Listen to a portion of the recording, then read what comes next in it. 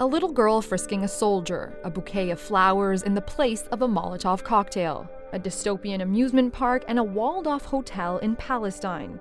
The work of the street artist known as Banksy shocks, provokes, and forces many to stop and think. But perhaps the most appealing thing about Banksy, and the reason why he's become one of the most talked about artists of our generation, we don't actually know who he is. I am just astonished in 2018 social media surveillance age that for this long and at this level, we still don't know who he is. Is it a group of artists? Is it Robert Del Naja from Massive Attack? I mean, no one knows. And that combination of celebrity and mystery is very, very potent. Banksy legitimized this kind of art, and many Canadian artists have drawn inspiration from his work.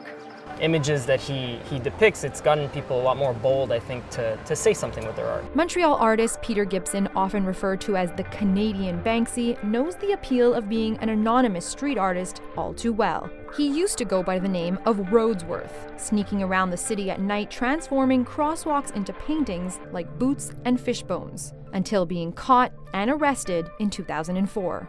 As soon as I got outed, as soon as I got arrested and people sort of found out, people put a face and a personality to the artwork, and in a way it kind of diminishes the power of the artwork itself. Banksy is obviously aware of that, and he's managed to preserve his anonymity and therefore the mystery and the power.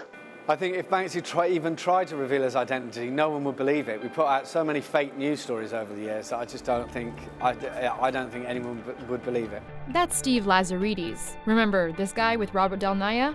That's him. He actually knows who Banksy is and worked as his former manager, agent, and photographer for 11 years. Almost caught lots of times, but as in terms of getting caught properly, never. It'd be like Ocean's 11 every time he goes out to do something. Once we made a box that had like a freeze-dried rat in it, and he smuggled it into the Natural History Museum, so there were thousands and thousands of people around. It was one of the most audacious things that I've seen him do. We had the film producer scam, where if someone got caught on the street spraying, the police came, they said, "Oh, I'm working for a production company.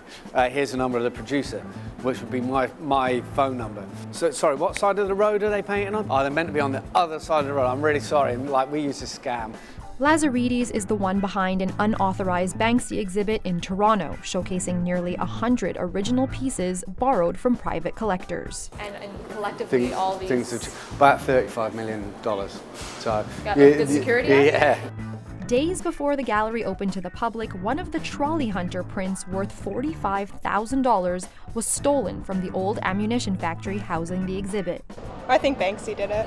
Whether he was involved or not, this is just one example that feeds into the mystery and hysteria surrounding the artist. Once a piece goes up, no matter where it is, it risks being taken down moments later. They'll chop the whole wall out, and then they'll pay the owner £100,000 and then probably spend another 50 grand to get the wall rebuilt.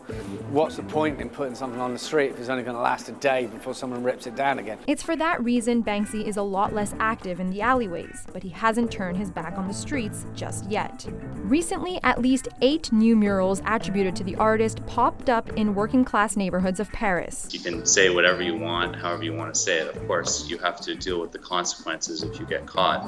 But if one day the hood comes off and the mystery ends, will he lose his power? And what will it mean for his legacy? Perhaps that's a question only Banksy can answer.